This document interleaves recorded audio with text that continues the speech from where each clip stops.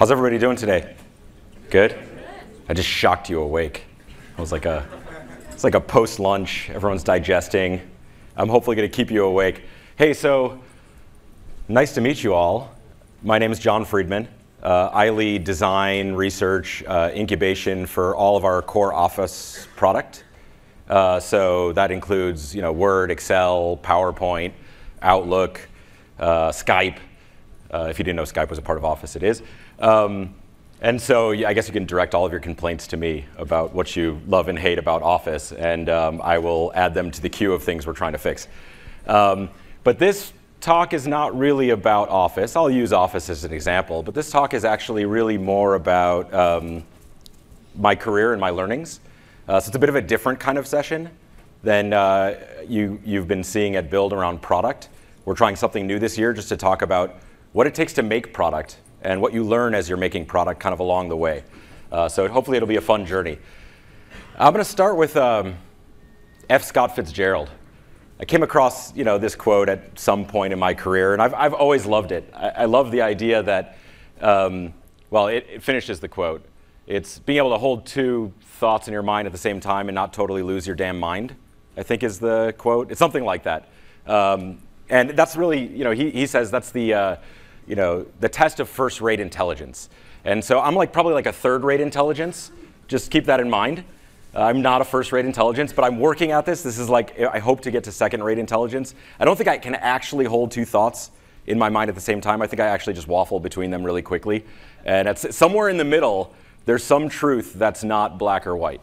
I tend to like this idea. And I'm going to start the talk with two sets of opposed thoughts that I have been grappling with, and maybe a metaphor for that, in my career in an ongoing sort of way. And those two things are really, how many of you have heard the quote, you can't have your cake and eat it too, even though it should be you can't eat your cake and have it too.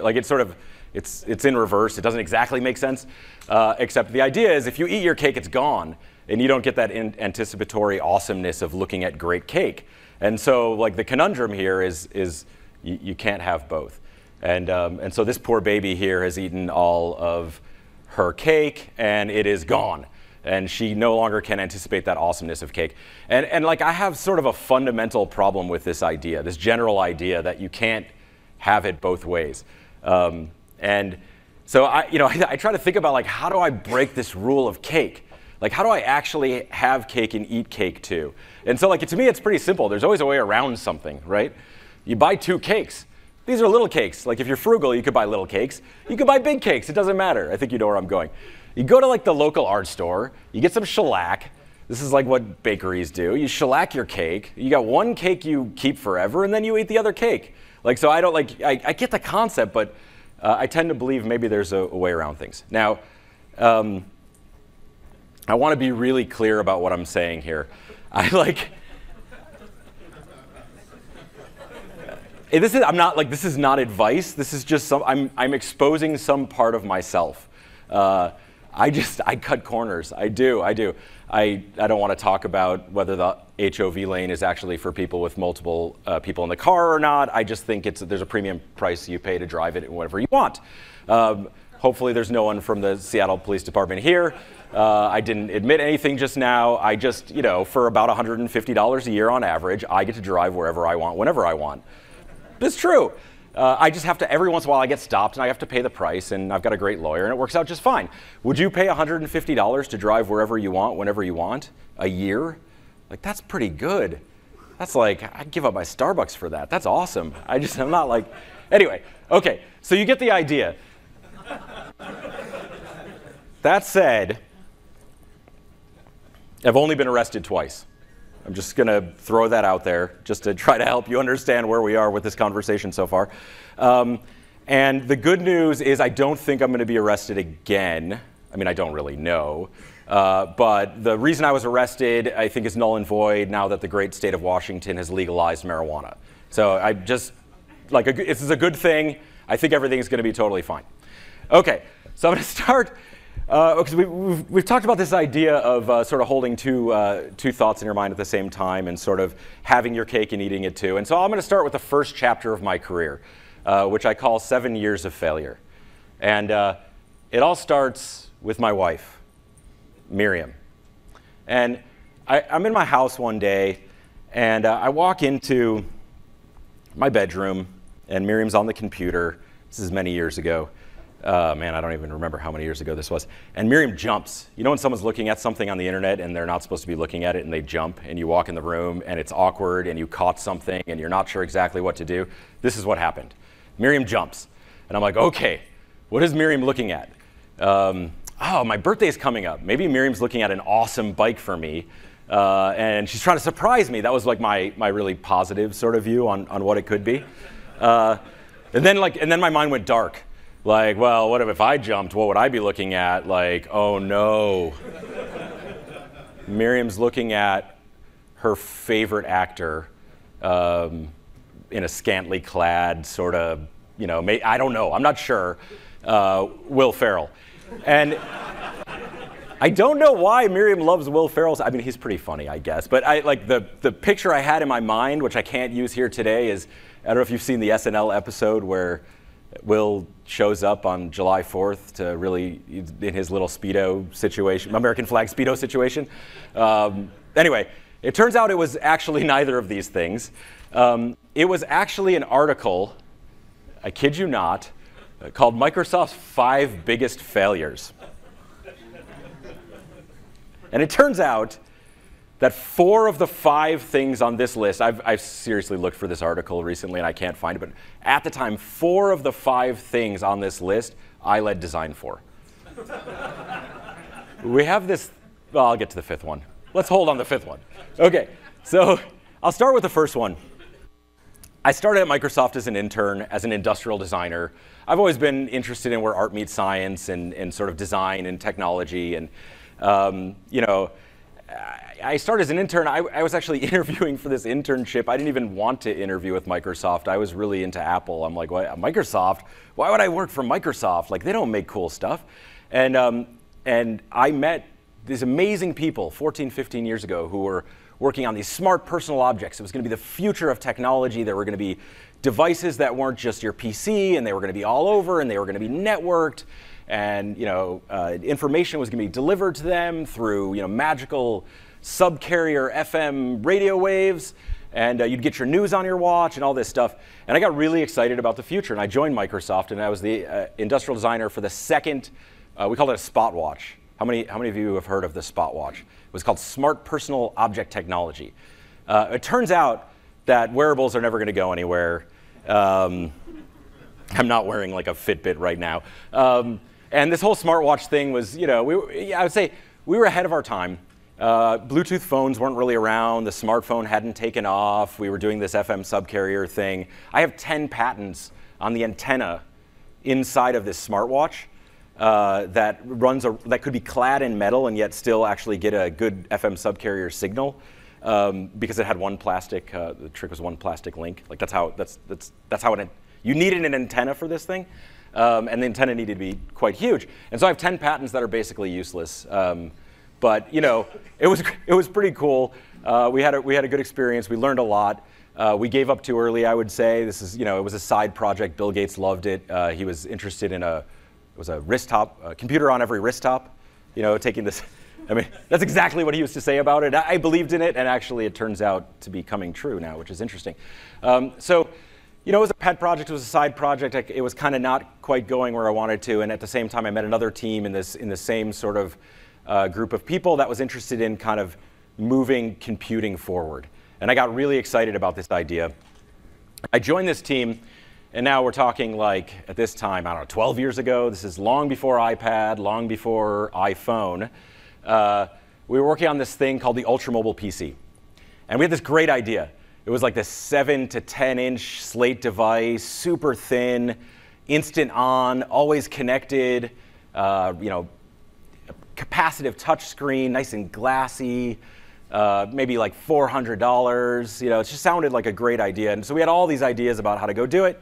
And we said, hey, Microsoft, we think this is the next wave of computing. We think this is really important. We need I don't know, 300 people in 2 years. Can we go build this? And we heard great, this is awesome, let's do it. You got 20 people in 6 months. Windows Vista is launching. We'll get back to Windows Vista. Windows Vista is launching, and go. And so, of course, it becomes like this resistive touchscreen, super fat PC, 2 hours of battery life, $1,200. I designed some really crappy software that ran on top of it so you could actually touch Windows Vista, and that was that. So I got a little bit.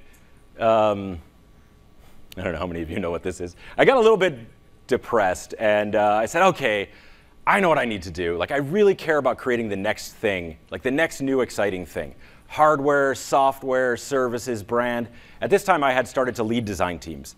And so my failures apparently were creating some form of a success. That success comes in leading design in an engineering dominant company and bringing design and engineering together, but not yet in the product zone. And so I said, hey, if I go to the place where they make Xbox, and they go at it and they keep working on hardware, software, services, brands for consumers, I can succeed. That's the trick. Like, that's the learning. And so I joined this new incubation team inside of Xbox team.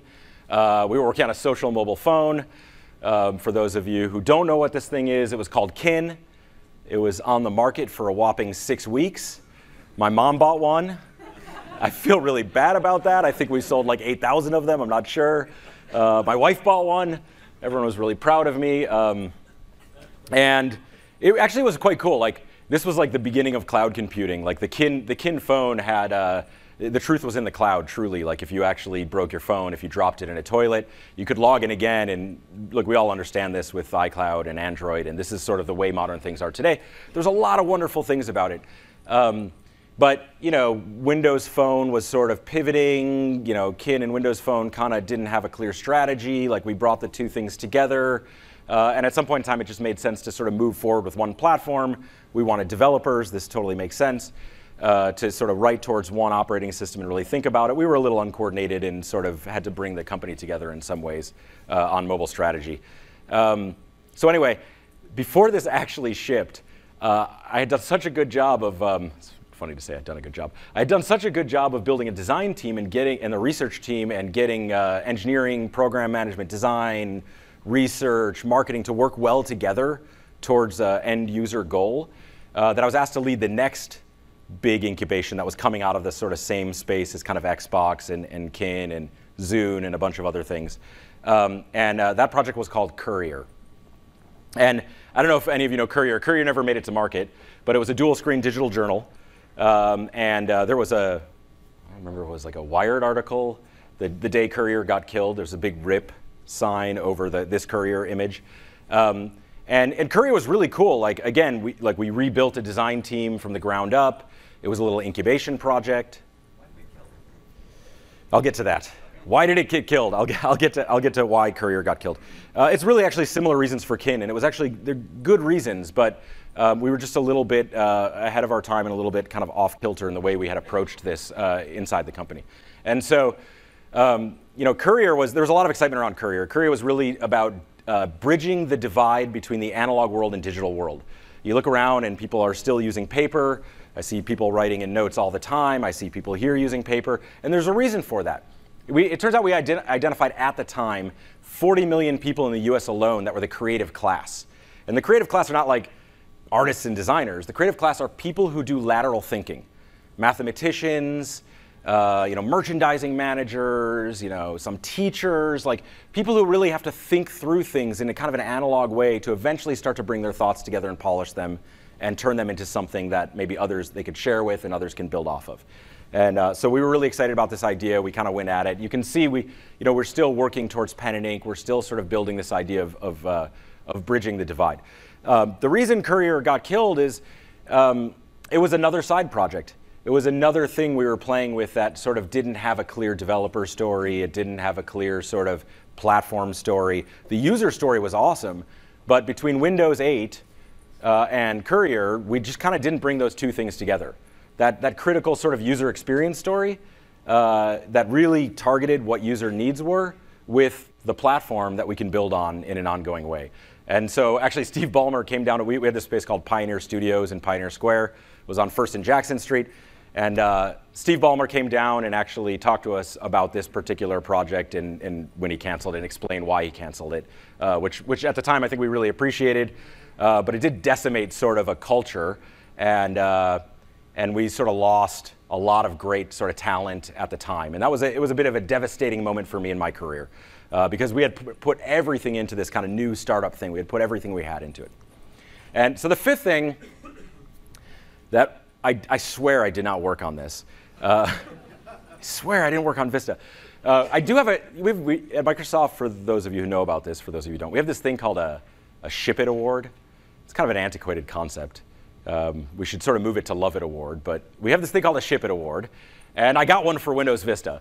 So I was 5 for 5 on Miriam's Microsoft 5 biggest failures article, and I guess I should be somewhat proud of that in some strange alternate universe.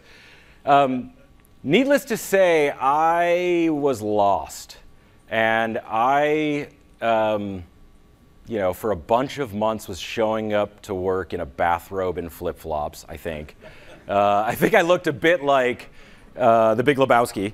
I was a version of Jeff Bridges at the time. I had long hair and sunglasses, and I was moving kind of slow, and there were sightings of me on campus from time to time in which people would get lunch with me, and then maybe I would disappear for a period of time. And understand that this, the dude version of myself is a romanticized version of me.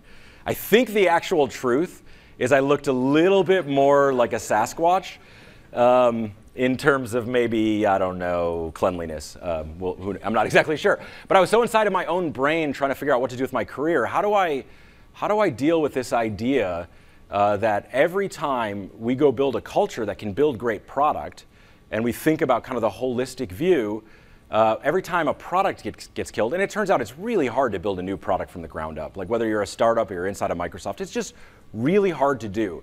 And you put your lifeblood into this. So anyone who does this knows this is a thing you put yourself into. And so I was trying to rationalize this thing of every time we kill product, we actually killed culture. We've got a question here. I'll repeat it.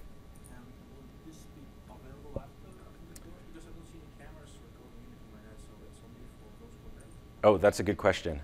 Are we being recorded? Maybe somebody knows. Oh,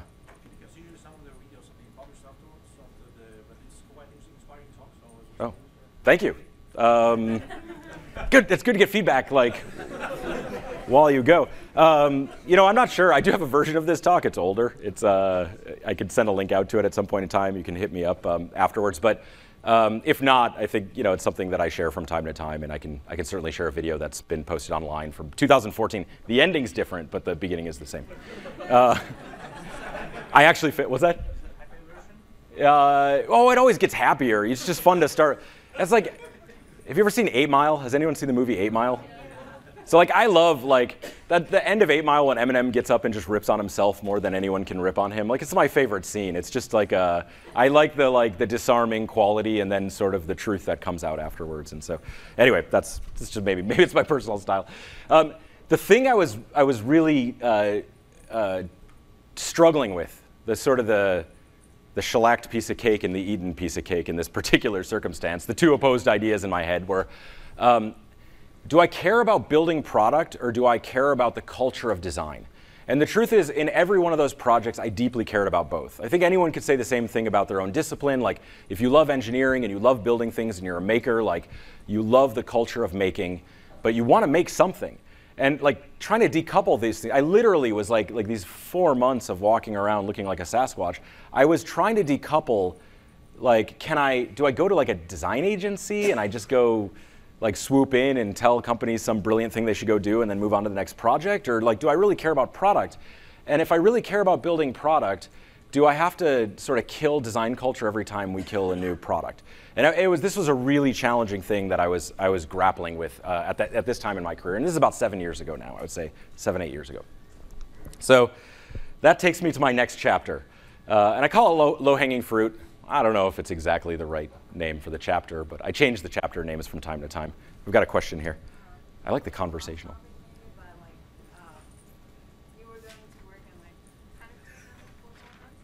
Yeah, that's a good question. I feel like I get called out on this one. I was going to work and kind of showing up for a couple of hours. And I think inherent in that question, and you can confirm this, is is that okay at Microsoft or any company? This is a very good question. You know, in some ways, I'll give general career advice just from my own personal experience that someone gave me around that time. And it was this guy named Jay Allard. And Jay led the Xbox team and built Xbox from the ground up. He was the one who really started that project. He also led Zune and a bunch of other things.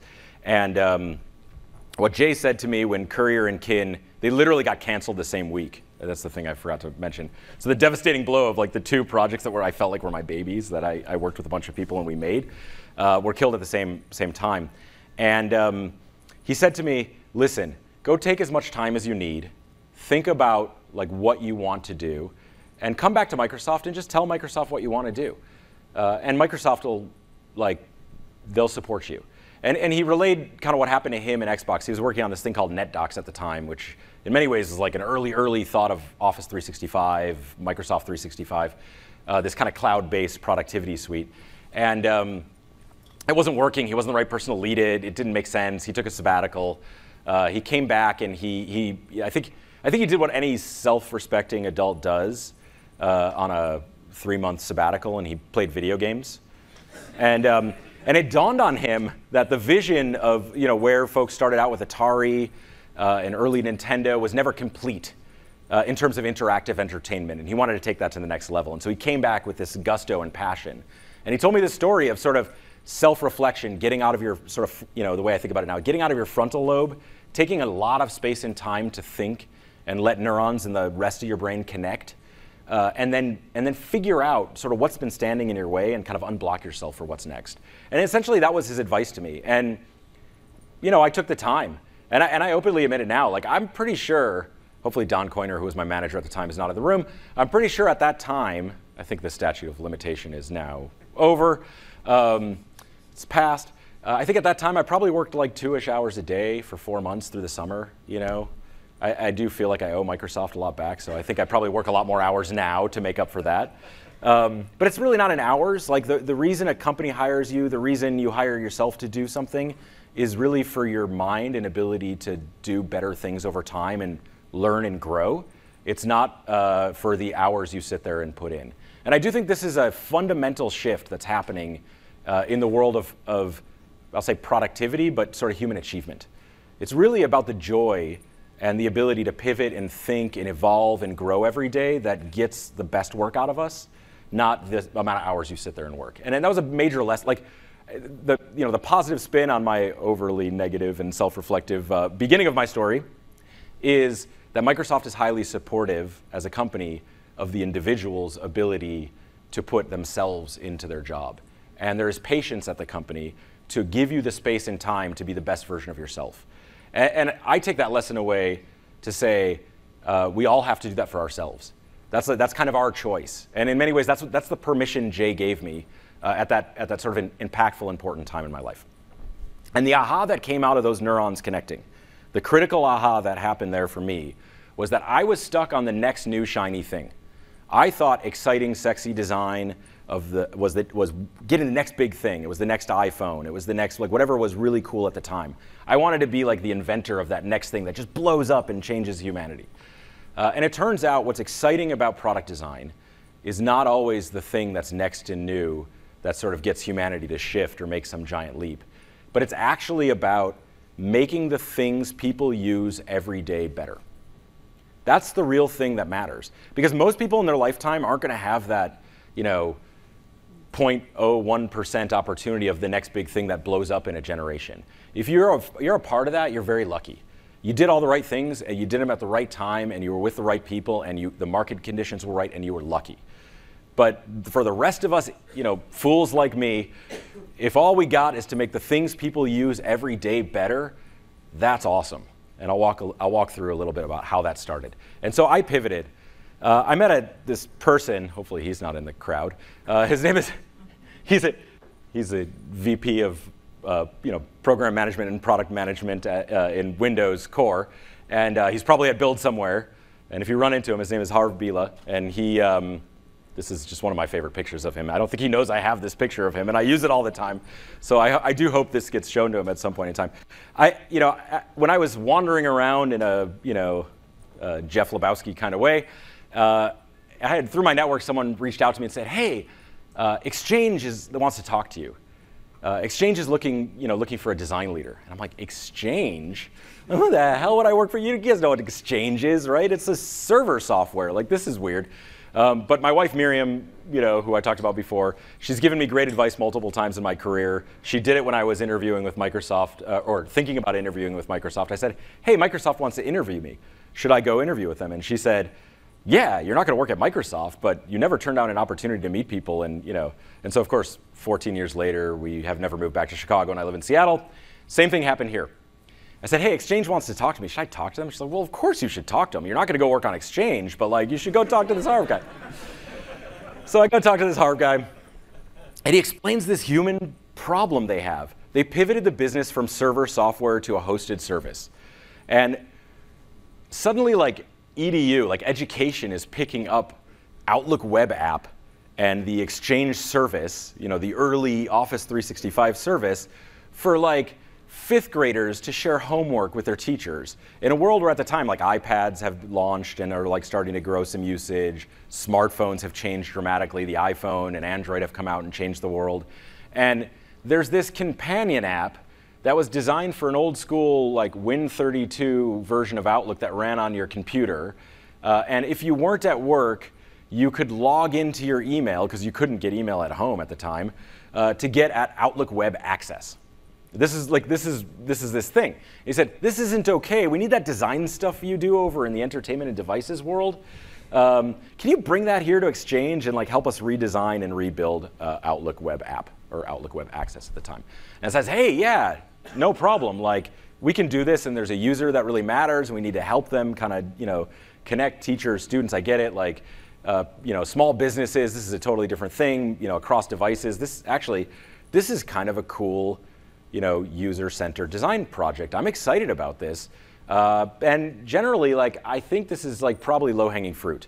Like, this is going to be easy to do compared to that that new crazy hardware, software services, consumer brand thing that we were doing. It turns out it wasn't actually easy at all. The next hard challenge for me was, how do you take, when we were working on the side of the company, when we were like, this is what I call like flinging J. Allard's gourmet pizzas inside of a Burger King. It was cool in the corner to do whatever you wanted to do. But when you go into the core business of Microsoft, and at the time I think Exchange was pulling in like $2 billion a year or something like that, you're really responsible. And there were a bunch of engineers and folks who were not used to having weird people like me around, and I had to figure out how to build bridges in kind of new ways. And so I had to like make space for design to come in. We had to like figure out how to bring in designers and researchers. On one side of the house, I'm telling this engineering team like, "Hey, no, it's cool. We're going to bring in these designers. I'm going to put them all in a room together. I'm going to invite you in. We're going to talk about soul of product." And then I'm telling these designers like, "No, Exchange is awesome. Come to Exchange. Like, we're going to change the world." I'm telling a story there. So, it turns out it actually went pretty well. Like, we went through all sorts of iteration. We started mobile first. At the time. We had a thesis around HTML and web apps scaling from small screens to big screens.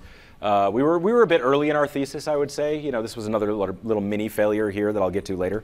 But it did help to start designing for mobile first, thinking about designing, calendar and email across screens. These were early concepts. Like, this eventually evolved into the Outlook web app of, I don't know, a few years ago, and sort of the roots of what you might see today in our newest version.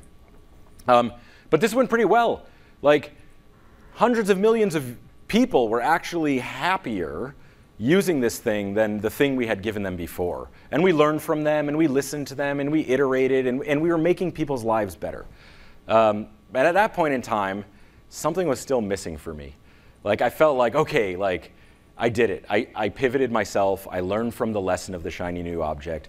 But I felt like this was incrementalism too. Like, I'm really proud of what we did, but I also felt like, oh man, we could go so much further. The world of work is changing. People are more mobile than ever.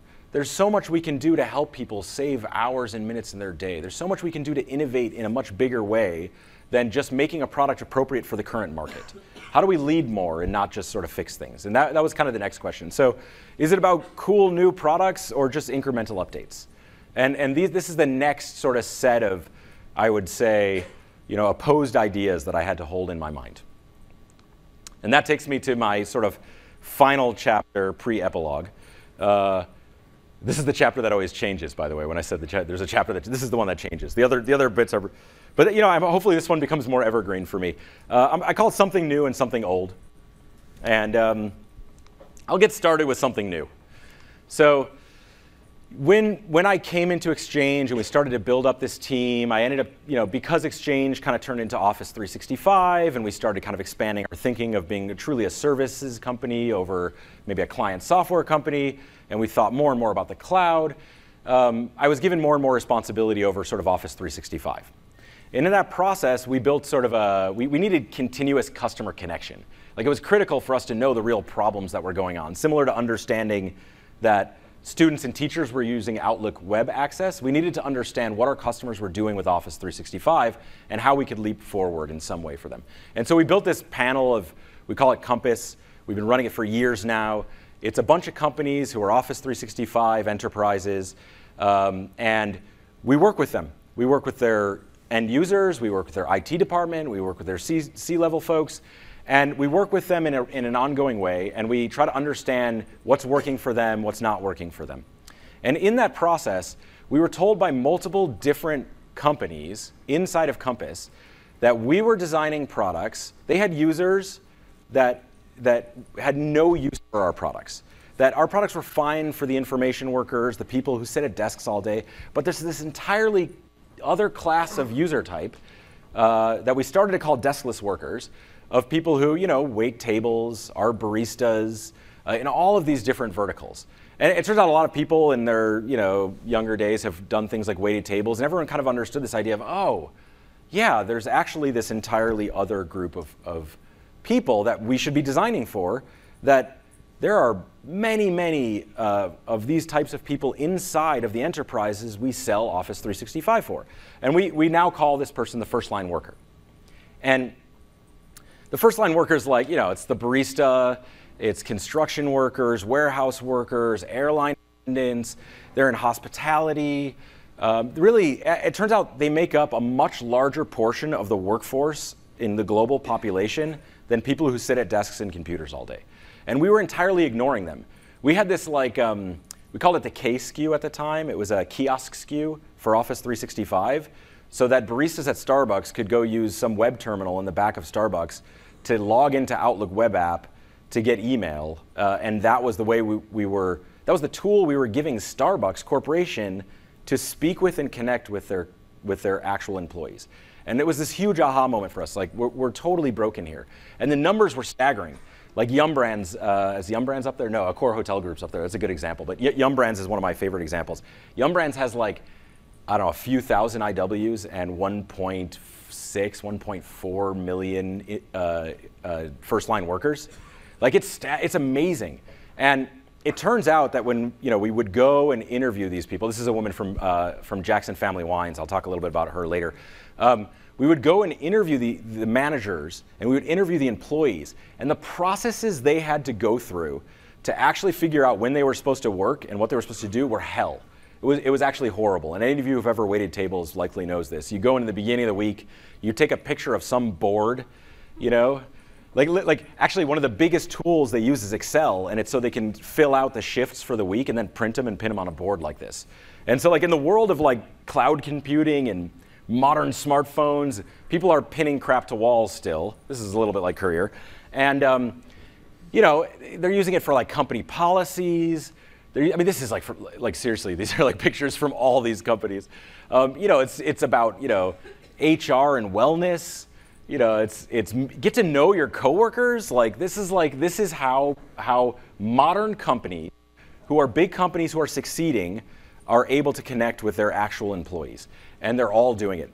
And they were doing three things: managing shifts, learning and completing tasks, and communicating with each other. These are like not hard things for technology companies to solve. It turns out we have all the assets to solve these kinds of things. And so what we did was we just started to do participatory design with a bunch of end users. We started saying like, hey, like if we went after shift management, like what would we do together? And we started sketching ideas together. We started working with different people across all these different verticals. We built a prototype. Engineering and design came together directly. This is a plug for engineers and designers working together. It's an awesome makers unite sort of way to think about things. And we just started going through like, okay, imagine there was a web experience for the manager. There's a mobile app for the manager and the employees. These things are connected. They automatically update. You don't have to ask your manager necessarily to swap shifts with someone. Like there's all sorts of things you could do in a very obvious way when you have the power of computing. And so we went through that process and we iterated on it until it was good. And we decided it was so good that we would fund an actual product team around this idea. And we funded a larger product team. And we carried that idea of participatory design and building with customers forward. And the Staff Hub team, Staff Hub is a product today, the Staff Hub team, to this day still, every single team member spends time with customers with the code they're writing, with the designs they're designing, and they iterate together. And so that birthed this product called Staff Hub. Basically, just example of Staff Hub, it allows you to know your schedule every week. It allows for you to know what tasks you have, to swap shifts with people. If you're sick, you can find someone else to cover for you. There's all sorts of permissions you can set at the corporate level or the manager level. You can let employees just swap shifts on their own, or it can go through manager approval. Like we've sort of worked through all these different use cases. If you work at Starbucks and you've done an end cap, you can take pictures of it and share it with the rest of the folks in your team. You can send it to another store sort of across the water in Bellevue. They know how to set up the end cap. And you build a community around people who can work together. It turns out when we did the research that somehow this is not surprising, that 94% of people that we did a research study on all had $600 and over smartphones. And they all made somewhere in the $10 an hour or less range. And so everybody has a smartphone. Smartphone is like, it's like, I think this is obvious now. It's like a phone is like water. It's like air. It's like internet to us now. It's so critical. And so we were able to leverage all of that and kind of build this new product. So enough of me talking about it. I think this is a video of the woman who manages schedules, manager in Jackson Family Wines. I think it's good to hear her talk a bit about this.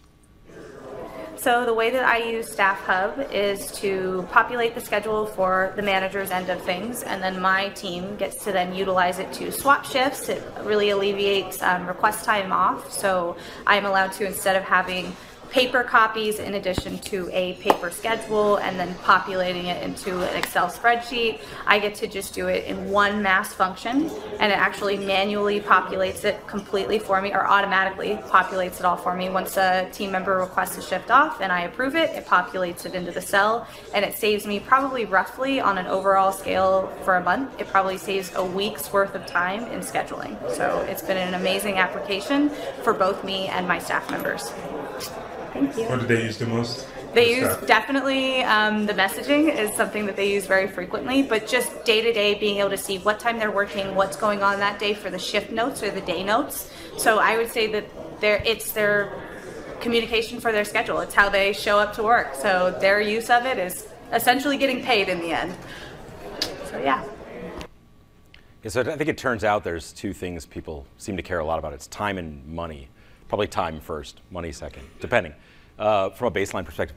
The idea that we saved somebody one full day of work per week, to me, is the most exciting thing that we ever could have done. Like that, like shiny new product, save someone a full day of menial tasks to focus on things that matter more. I would take the latter any day now over the former. I think that's just this incredible thing that it's inspired me to think more about how do we save people time so they can focus, to not do the menial things, the things they don't love doing, to give them the time to do the things they love doing. Like if she loved doing this, like I once resurfaced a deck. You ever sit there and hammer nails all day? Like it was really zen. It was really nice. If I want to do that, then I should get to choose to spend my time doing that. If I don't want to do a menial task, there should be ways that we can solve that problem for people using technology. So there's a question. No, Staff Hub is out there now, and it's something we're building further and further into Office 365 all up to show up kind of in more places, and we've launched it and we've been piloting it with a number of companies and scaling it up over time. And so now we're looking at ways to sort of plug it in even more into the Office 365 service. And we continue to get back feedback like this over time. Okay, so that's a smaller scale thing that needs to grow. But it has huge user impact. This is something old, maybe rethought. Outlook. I mean, I've heard email is dead for years, and it turns out that email is still not dead. There's like on the order of billions of people using email on the planet still. There's been like every new modality is going to kill email, and of course, chat-based UI is awesome, and iMessage and Messenger, all these things are great. And of course, they are the more commonly used communication tools, but email has not gone away. It isn't quite gone the way of the US Postal Service, which is also still not gone away. But email usage is growing and it is high. The problem we ran into is we had a theory around the web scaling to mobile and scaling up from mobile. And that theory didn't pan out so well for us. We were a little early. And I would say like React-based, that kind of newer sort of web UI that you can scale down and get to work on mobile phones is not working exactly the way we had expected it to back then. I think now it's significantly better. But at the time, we had this huge hole on mobile Outlook. And people were using their phones more and more. At that point in time, mobile usage of email surpassed desktop usage of email. And so we had a problem. We ended up acquiring Acompli and Sunrise at the same time, two awesome apps that were highly crafted and well thought out.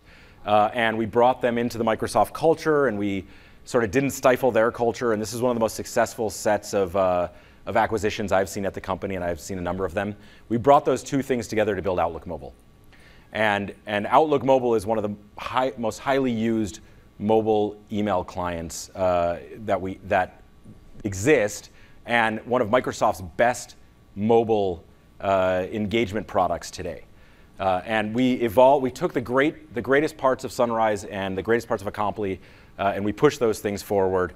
We started scaling that thinking up. We rebuilt Outlook web app in React recently. It's significantly faster. We converged our enterprise and our consumer stack together into one common service. We did a bunch of hard work there. We started pulling the Office graph together and started to understand individuals and start to learn from individuals and their needs. And now we do things like time to leave to help you get to the right place at the right time. We have zero query search that actually helps sort of take all of this knowledge about you. This is kind of where AI starts to come in, right? We've built this service. We start to understand you as a human, and we can save you time. And we can bring the right things to you at the right time. And so zero query search is one of my favorite things. I just gave this talk in Tel Aviv like 3, 4, or 5 weeks ago. And some of my slides were actually in Hebrew. I ran into a friend who's an Israeli and translated them for me. Literally the day before I was going on this flight, I just clicked on my search inside of Outlook Mobile, and zero query gave me the flight. It gave me my hotel. I didn't have to go look for it. I knew it was there. It was there when I needed to. And Outlook started to save me time. And so by actually scaling Outlook across all these devices, by making it truly cloud connected, by modernizing it, by leveraging the sensors in my phone, and understanding me and building a knowledge graph around me, Outlook started to actually give me the right stuff at the right time. OK, we're getting towards the end here. And so this is the epilogue. I've taken over Office design now. I have this significantly larger role than I've ever had before. I haven't been sleeping for months. I think I'm getting better now. I was so stressed out at the early stages. I lost weight in a way that I had tried to really hard before but couldn't. And I was like, damn, stress is the key. It's not working out or getting a new Fitbit. It's stress. I need more stress in my life. And so I've been reflecting on Office, this big concept of Office. This Office is like our productivity services that are designed for human achievement, that are reborn in the cloud, that are mobile first, that are web first, that are going to embrace voice and really think about how you can accomplish your goals in every moment that you need to, how we break down microtasks and make those things working, and how we leverage intelligence to get us there. And of course, when I think about intelligence, I love sci-fi. I go dark sometimes. I'm like, Hal, like, oh crap, like, Office isn't going to listen to. I'm going to like ask Office, like, when's my next flight? I'm sorry, John, I can't do that. I don't think that's going to happen to me.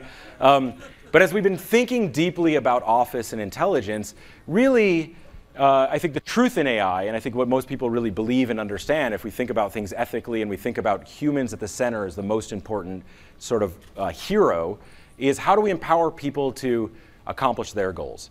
How do we empower sort of human creativity? And how do we empower human collaboration in the next wave of computing? And I do think Baymax is a much better metaphor for what we're all trying to build when we think about sort of empowering humanity. There's this great video clip that I can't share because I don't own it, of Jack Ma talking about education. And it really, the question he was being asked is, what do we need to teach our children? And I think this is, as we usher in sort of this era of AI, this is a really interesting thing to reflect on and think about. The thing he says we need to teach our children are the things that are truly human. He says value, believing, independent thinking, care for others, teamwork. He says these are the soft skills we need to teach our children, right? He talks about sports, music, painting. As we all work really hard to leverage cloud computing, intelligence, quantum computing, what are we doing it for? We're doing it for humanity. We're doing it to inspire the next generation to be creative, to work together, to be truly human. The basic tasks that computers can do, they'll do for us. What we do next is what matters. And so I'll leave you kind of at the end of this talk with sort of, this thought. As makers across the board, our ability to truly be human-centered and take that approach of how do we make people's lives better every day? How do we help them do the things they want to do is our job. Look, I'm a designer. We're all designers. Anyone who builds anything is a designer. We are building for humanity. And if we keep that in our mind, I think we get Baymax over time. I think that's where things go. And so in my mind, I guess it's all about cake in the end. And can we have cake and can we eat cake? And I believe the answer is yes. I think there's ways around it, and you only get arrested a couple of times. Thank you.